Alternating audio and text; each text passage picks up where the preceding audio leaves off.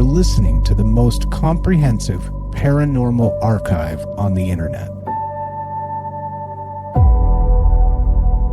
Welcome to Salsido Paranormal. I'm your host, James Salsido, and tonight I'm continuing our series, Haunted Places in the U.S. As always, you can find all the episodes of the show, as always, you can find everything related to the show at the website, and that is salsidoparanormal.com. Thinking of the old intro. And that's SALSIDO paranormal.com.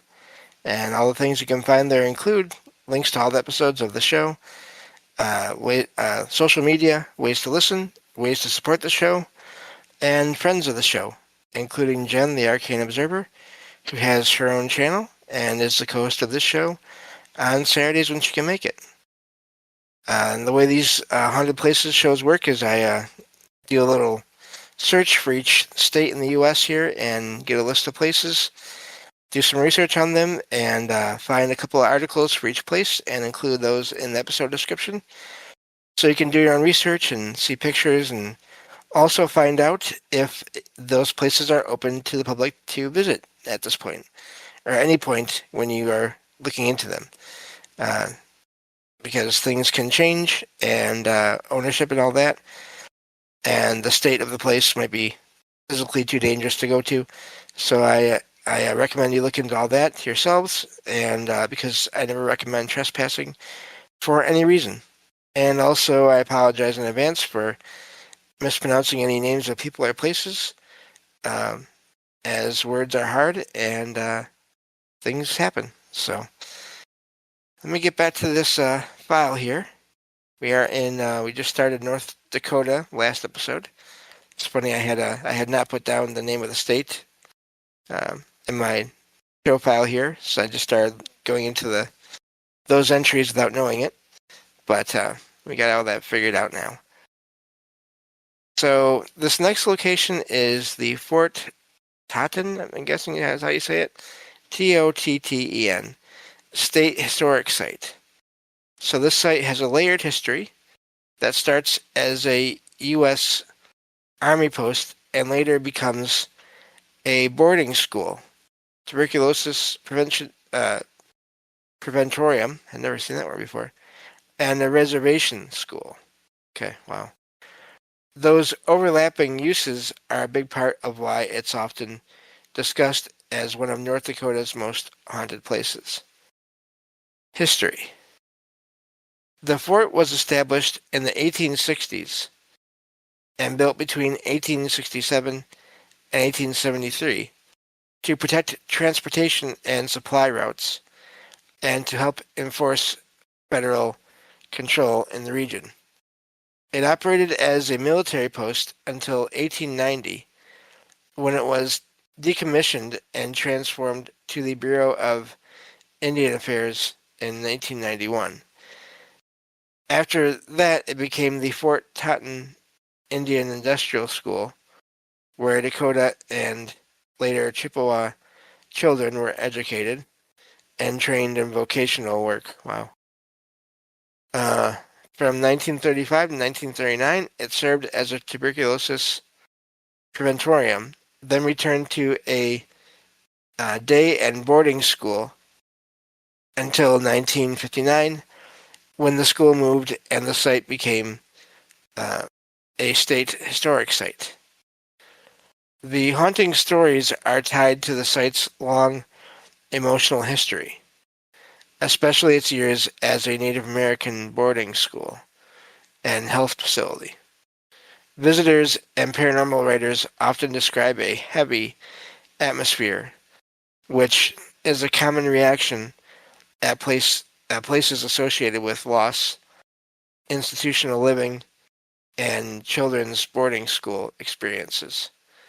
The best-known reports center on the old officers' quarters that now house the Totten Trail Inn, where people have reported shadow figures, apparitions, objects moving on their own, and doors opening or closing by themselves. Some accounts also mention childlike voices footsteps, and sightings of children, which fit the site's school-era legends. Notable ghost lore. A lot of the ghost stories cluster around the historic buildings rather than one single famous ghost. Reports mention apparitions in peripheral vision, unexplained movement, and full-body sightings in the inn and nearby structures. Some paranormal accounts also describe ghost children playing or laughing, which connects to the site's history as a school. Because the property contains buildings from both the military and boarding school eras, the lore tends to blend soldier stories with school-related spirits and residual activity. Visiting today. And of course you have to check on this because things can change from whenever this information was retrieved.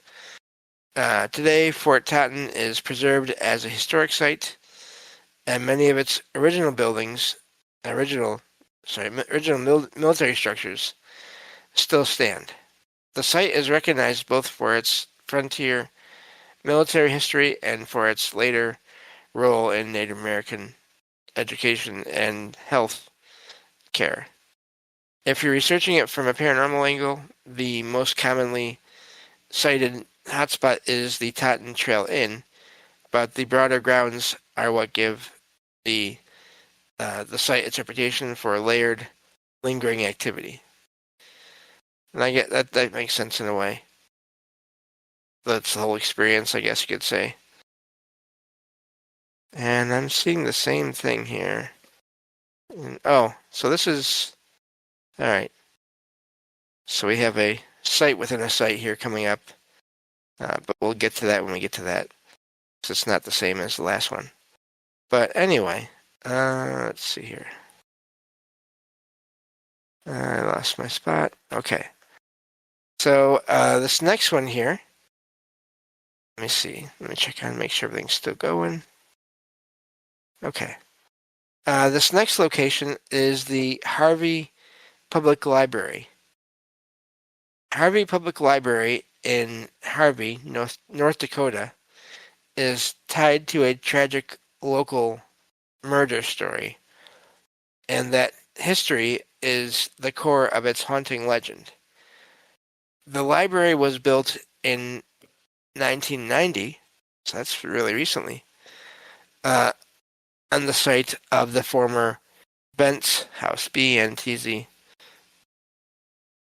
Let's see here. And reports say the librarian's office sits where Sophia Eberlein Bent's bedroom once was. The site's earlier history begins with the Bent's residence, which stood there before the library was built. Sophia Eberlein Bentz was killed in her sleep by her husband, Jacob Bentz, in the 1930s. Lovely. And he was later convicted after the murder was uncovered.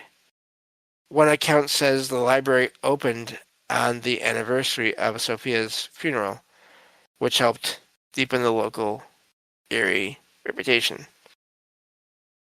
See here, one account, so I'm wondering how accurate that is.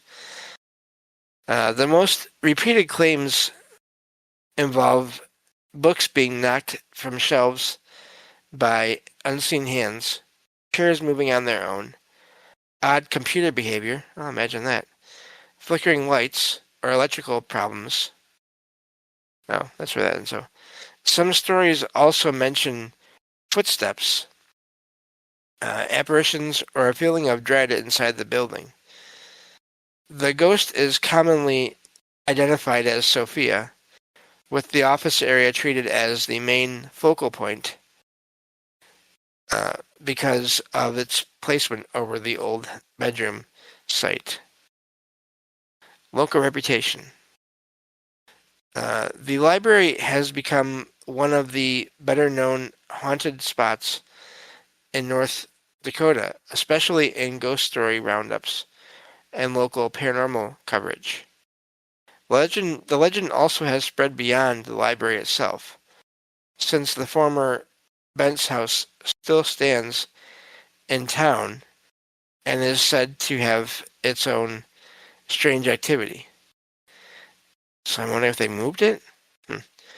In short, the haunting story blends a documented murder with later reports of unexplained activity, which is why the library has such a strong reputation. And that makes sense. I'm really curious about. I mean, that brings up a fascinating point. If that house was moved and there's still activity in it, then it seems like whatever energy, there may still be energy from that terrible event that is still tied to that building that could be causing things to happen there, as well as maybe again energy tied to a place, specifically, if I could say the word, which is where the library is at this point. So I'm wondering again. I don't know. That's a terrible way to of course, terrible thing to have happen. I'm just curious now if that really is the spirit of that person, or if it's energy or another being taking on that form because of all the reports of it. It's hard to say. So this next location here is the one that threw me off a few minutes ago. This is a place that was mentioned earlier in this episode, the Totten Trail Historic Inn. So this is the hotel within the site mentioned earlier, the Fort Totten historic site, however it's called, I forget now. So Totten Trail Historic Inn in St. Michael, North Dakota, sits inside Fort Totten State Historic Site. So there we go, and occupies former officers' quarters from the late 1800s. Its history is tied to the fort's layered past, and we went over that already, so I'm not going to get into that. There's a lot of repeat here, so we're going to skip that. So let's see here. Haunting reports. The inn has a strong haunted reputation, but most of the claims come from visitor and staff reports rather than documented official investigations. People have described shadow figures, full-body apparitions, objects moving on their own, and doors opening or closing by themselves. Some local lore says a man and a woman died in the building before later renovations, and that their spirits may be the figures seen there. A big part of the inn's reputation comes from the broader history. There we go, of Fort Totten itself, which we covered in the last thing there.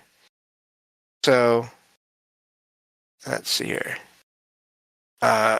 One source quotes the inn's management as attributing some experiences to those ordinary sounds and shadows. So the sounds of a military base and a boarding school. The inn is in Fort Totten, North Dakota, and is part of the Fort Totten State Historic Site. It's often described as a historic overnight stay rather than a purpose-built haunted attraction, which makes the ghost lore feel more rooted in the site's actual past. So yeah, just a quick little thing on that, I guess you could say. That location, within the location there. And it is fine to have those situations. I mean, I've heard of that before where entire building complexes have reports of anomalous activity throughout them. But then you have one building, or this building has this activity and that one has that. That can be their own sort of stories in a way, or their own list of accounts of experiences. So this next location here I believe this is the last in, this is the last location we have for North Dakota. And this one is going to surprise some people in that it's not a hotel or a hospital or any of these kind of places. But this is the Medora Fudge and Ice Cream Depot.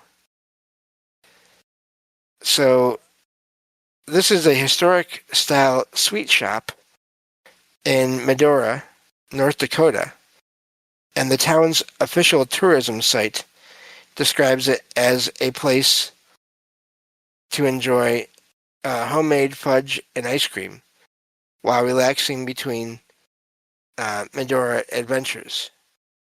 The haunt tied to it is a local ghost story. People say a woman appears there only once a year on her birthday, while others report I read that wrong. Okay, I don't know how I messed that up. While other reports mention cold spots, strange noises, and a clock that starts on its own. Town background. Medora itself has a strong frontier history. It began as a military cantonment called Little Missouri, was renamed in 1883 by the Marquis de Moraes, probably saying that terribly wrong, after his wife, Medora von Hoffman, and later became closely tied to Theodore Roosevelt's early years in the area. A severe blizzard in 1888 devastated the cattle industry and pushed the town toward ghost town status for decades, which helps explain why Medora has accumulated so much folklore and ghost lore over time. The haunting story. The most reported legend says the depot is haunted by a female spirit who appears only on or near her birthday, but no one seems to know who she was, or why that date matters. A paranormal investigator's account says staff did not confirm seeing her, but the building felt unnaturally cold and had occasional odd activity like a broken clock starting by itself. Other local paranormal listing pages repeat the same core story, which suggests this is a well-established local legend, even if it remains unverified. How it is portrayed today. Modern Medora promotion focuses on the depot as a family-friendly stop with homemade treats and expensive. Oh, let me see. I lost pad slip. There we go. Now I gotta find my spot again. Lost it. Let's see here. Wow. Lost my spot. Okay, homemade treats, an expansive patio, and seasonal hours rather than seasonal tours. Sorry, no, seasonal hours rather than on the ghost story. The haunting angle survives mostly through ghost tour style write-ups, social posts, and paranormal media, which frames it as one of North Dakota's most unusual haunted spots, which I can understand that. If it's just one sighting once in a while like that, that is odd, and it doesn't sound like the place has a ton of other things happening in it. In other words, it functions as both a real business and a piece of local folklore. So, if you're looking here at it as a haunting, the Medora Fudge and Ice Cream Depot is less about a detailed tragedy, which is true, they don't say what happened, and more about a repeating birthday ghost legend attached to an old-feeling stone front in a town already rich with frontier history. If you're looking at it as a history, it's part of Medora's broader story of boom, decline, and reinvention. So, which makes sense in a way as well. Yeah, could always be be demons here and there. I don't think they're as common as social media wants us to think, but I see in the chat there. But moving on to the next one here. We'll see how far we can get in this one. We are also moving on to Ohio. And we have here Franklin Castle. Franklin Castle is in Cleveland. It's a large Victorian stone mansion, best known for its tragic family history and the ghost stories that grew around it. It was built for German immigrant Hans Tiedemann between 1881 and 1883. And over a few years, his family suffered a string of deaths that helped fuel the haunting legend. The house, also called the Tiedemann House, sits on a road in Cleveland, in Cleveland's Ohio City neighborhood, and was designed in the Queen Anne style. Tiedemann was a prosperous banker, and the home became one of the most elaborate residences on the street, including a large ballroom added to distract his wife after repeated. Oh, okay, I thought they were going to say something else there. Added to distract his wife after repeated family losses.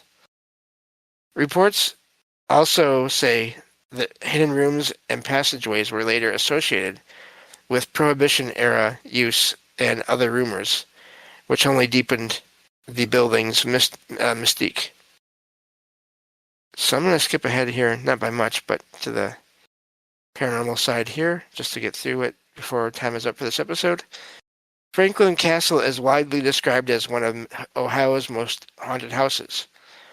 Stories attached to it include a lady in black, seen in an upper tower, a woman's cries, baby's cries in the halls, and footsteps or voices in hidden spaces. Some versions of the lore also claim the site held secret meetings, violence, or even human remains, though these stories are part of the building's folklore rather than settled fact. So, a recurring theme in the ghost stories is that the castle seems to absorb the pain of everyone who lived there. Because the property later housed different organizations and owners, each era added fresh rumors, making the haunting narrative bigger over time. Today, the castle remains a major stop on the Cleveland ghost tours and is still treated as a signature haunted location in the city. And so that'll do it for that. There's not enough time to read the rest of there. But yeah, that will do it for that. We will continue on with Ohio next time and go from there. Thank you all for listening, and I will talk to you all next time on Salsido Paranormal. Take care.